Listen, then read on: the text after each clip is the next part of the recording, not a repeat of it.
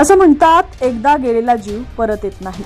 म्हणूनच आपल्या जवळच्या व्यक्तींच्या जाण्याचा धक्का लोक कित्येक वर्ष विसरू शकत नाहीत। आजकाल घरात पाळलेले प्राणी सुद्धा कुटुंबातील सदस्यांसारखेच असतात आणि त्यांच्या जाण्यानेही खूप मोठा धक्का बसतो।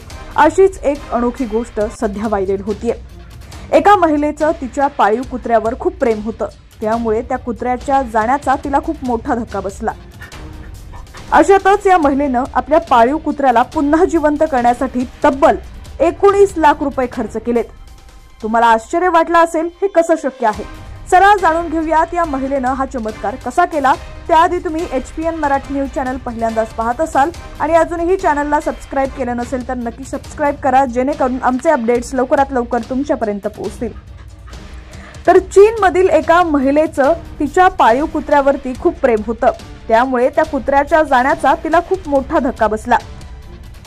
शांघामध्ये राहणाऱ्या या महिलेनं आपल्या पाळीव कुत्र्याला पुन्हा जिवंत करण्यासाठी तब्बल 19 लाख रुपये खर्च केले।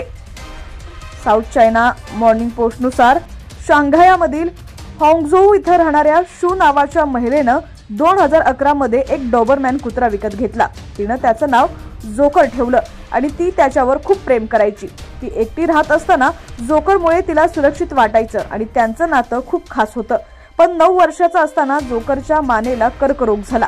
महिलेनं त्याची शस्त्रक्रिया केली, जी जोकरनं धैर्यानं सहन केली। 11 वर्षाचा झाल्यावर जोकरला हृदयविकाराचा झटका आला आणि तो मरण पावला। जोकरच्या मृत्यूमुळे महिलेला मोठा धक्का बसला, पण महिलेनं हार मानली नाही आणि तज्ञांच्या सल्ल्यानुसार तिनं आपल्या जोकर कुत्र्याच्या क्लोनिंगची प्रक्रिया अवलंबली। तिनं क्लोनिंग करणाऱ्या कंपनीचं नाव सांगितलं नाही, पण शास्त्रज्ञांनी जोकरचं पोट, कान आणि डोक्याच्या त्वचेचे नमुने घेऊन त्यातून भ्रूण तयार केलं।